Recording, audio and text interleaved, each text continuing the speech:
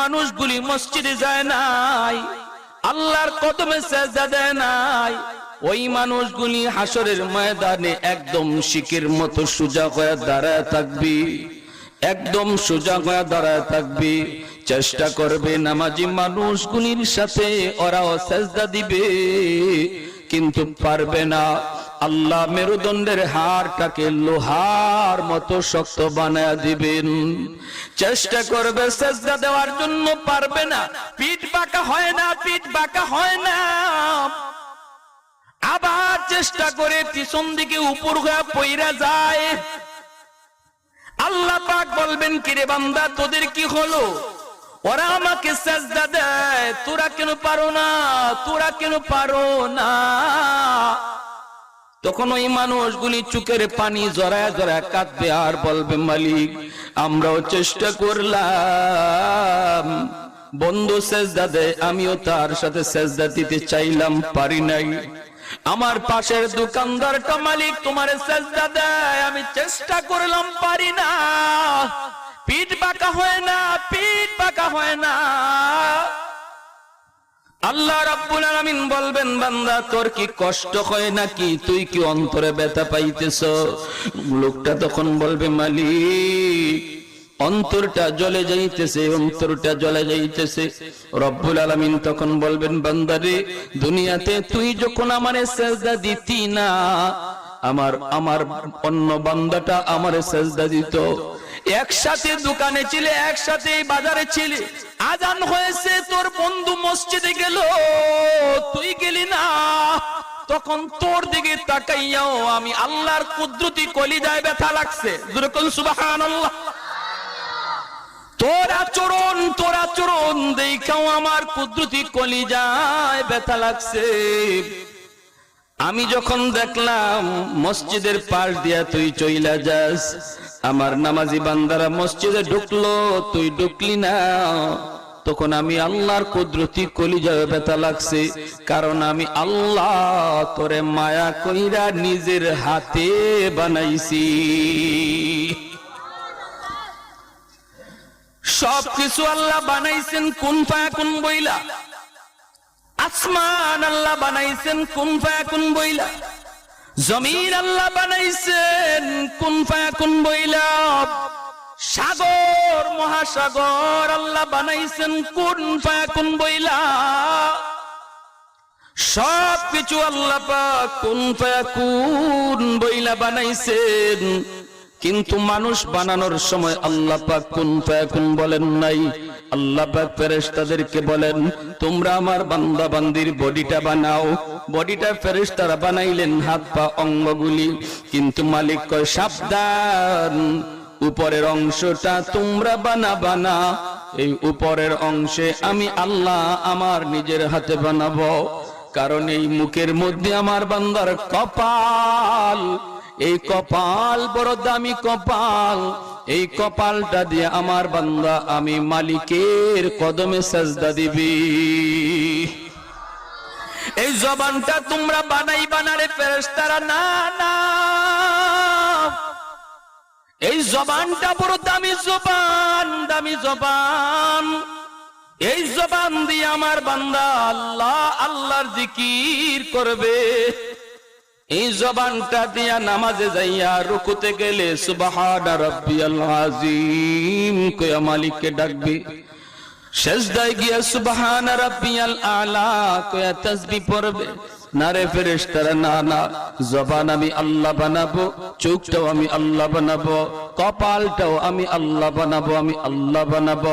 রব্বুল আলামিন খালাকতু বিয়াদাইয়া, আল্লাহ কোরআনের মধ্যে বলেন, মানুষ বানাইছি আমি আল্লাহ আমার নিজের হাতে। জোরে কোন সুবহানাল্লাহ, আরো জোরে সুবহানাল্লাহ। ভাইরা আমার, আল্লাহ নিজের হাতে মানুষ বানাইছেন বিদায় মানুষের প্রতি আল্লাহর এত দরদ, এত মায়া। মসজিদে যায় না, মসজিদের পাশ দিয়া যায়, মসজিদে ঢুকলো না। আল্লাহ চাইলে মুহূর্তের মধ্যে ফেরেশতা পাঠাইয়া ওর শারকটার মধ্যে আল্লাহ ধরতে পারতেন কি পারতেন না? আল্লাহ ফেরেশতার মাধ্যমে পা ভেঙে দিতে পারতেন কি পারতেন না?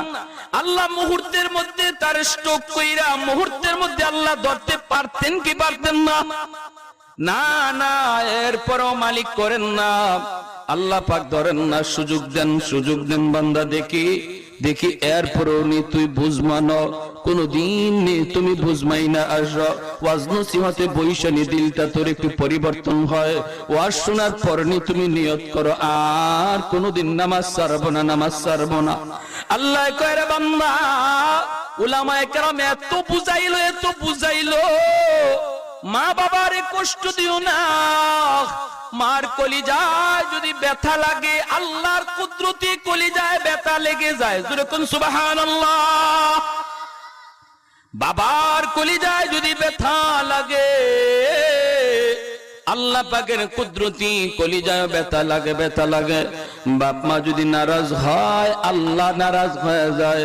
রাদাল্লাহি ফি রাদাল ওয়ালিদাইন ওয়া সাখাতুল্লাহি ফি সাখাতিল ওয়ালিদাইন। আলেমরা এত বুঝাইলো, এরপর মার সাথে চোখ রাঙায় কথা কইছো, এরপর বাবার সামনে কিরিমিরি খায়া কথা কইছো। তোমার বাবা অন্ধকারে যাইয়া অন্য রুমে যাইয়া চোখের পানিটা জড়ায়া যখন কাঁদছে, এই পানির ফোঁটাটা জমিন বরদাস্ত করতে পারে নাই। পানির ফোঁটাটা আমি আল্লাহর আদালতে জমা হয়ে গেছি, আমি আল্লাহর কলিজায় তখন ব্যথা লাগছে রে বান্দা। আজ তুই আমার সেজদা দিতে না পারায় তোর কলিজায় ব্যথা, ওই দিন আমি আল্লাহর কুদরতি কলিজায় ব্যথা লাগছে। আজকে একটু বুঝ অন্তরের ব্যথা কত কষ্টকর, একটু বুঝ বান্দা, তুই একটু বুঝ। রব্বুল আলামিন এইভাবে বুঝায় বান্দারে। আলেম ওলামা কত বুঝাইলো, সুদ খাইও না, ঘুষ খাইও না। এরপরে তুই যখন সুদের টাকা গণ, তখনও আমি আল্লাহর কুদরতি কলিজায় ব্যথা লাগছি। হালাল তরিকায় ব্যবসা করার সুরত আছে, করলি না হারাম খাইলে তোর সব বিবি বাচ্চা বেশি, তোর খাওয়ানোর লোক বেশি, আর তোর ইনকাম কম, একটু সবর করতে পারলে না? নবীজি বলেন, ইন্না ফিল জান্নাতি লা দারাজাতুন লা ইয়ানালুহা ইল্লা সালাস। জান্নাতের ভিতরে একটা মাকাম রয়েছে, এমন একটা মাকাম আছে যেই মাকামে, যেই ঘরে আল্লাহ তিন দল মানুষকেই শুধু ঢুকাবে, আর কেউ এখানে পৌঁছতে পারবে না। এর মধ্যে একদল হলো ইমামুন আদিল, যারা দুনিয়াতে ন্যায় বিচার করত। কি করত? ন্যায় বিচার করত, মুখ চিহ্নে বিচার করত না, গোষ্ঠী চিহ্নে বিচার করে না, টাকা খাইয়া বিচার করে না, টাকা দিয়েও বিচার ঘুরায় না, গোষ্ঠীর লোক বইলেও বিচার ঘুরায় না, মুখ চিনা লোক বিধায় বিচার ঘুরায় না। এই মানুষটাকে আল্লাহ জান্নাতে এমন একটা মর্যাদা দিবেন যেখানে আর কেউ পৌঁছতে পারবে না। আর একটু জোরে বলেন সুবহানাল্লাহ। আজ আমাদের সমাজে দলের লোক হইলে বিচার গইরা যায়, গোষ্ঠীর লোক হইলে বিচার পাল্টে যায়, টাকা দিয়া লাইলেই বিচারের রায় পাল্টে যায়। ঠিক কিনা জোরে বলেন? দুই নম্বর হলো ওই লোক, যে লোক আত্মীয়তার সম্পর্ক রক্ষা করে চলছে, আত্মীয়দের খোঁজ খবর নিয়েছে। আল্লাহ তার যত পয়সাই দেব, হে আত্মীয় স্বজন ভুলে নাই, আত্মীয় স্বজনের সাথে সম্পর্ক ঠিক রাখছে। মামাতো ভাই, খালাতো ভাই, ফুফাতো ভাই, স্বাস্থ্য ভাই, যে যেখানে আছে অন্তত ফোনের মাধ্যমেও যোগাযোগ ঠিক রাখছে। আল্লাহ ওই মানুষটাকেও জান্নাতে এমন একটা মর্যাদা দিবেন যেখানে আর কেউ পৌঁছতে পারবে না। তিন নম্বর হলো ওই মানুষ, যে মানুষটা দুনিয়াতে গরিব ছিল, ঘরের খাওয়ানোর লোক বেশি, কিন্তু আল্লাহ তারে রিজিক দিছেন কম, সামান্য একটা দোকানদারি করে, আর ঘরে তার মা, বাবা, ভাই, বোন, বউ, বাচ্চা, লোক সংখ্যা বেশি, রিজিক কম, এরপরেও সে সবর করে, সুদখোরের কাছে গিয়া টাকা ঋণ আনে না, সুদে টাকা আনে না, সবর করে হালাল তরিকায় চলার চেষ্টা করে। আল্লাহ রাব্বুল আলামিন এই মানুষটাকেও জান্নাতের ওই দরজা দিবেন যেখানে আর কেউ পৌঁছতে পারবে না।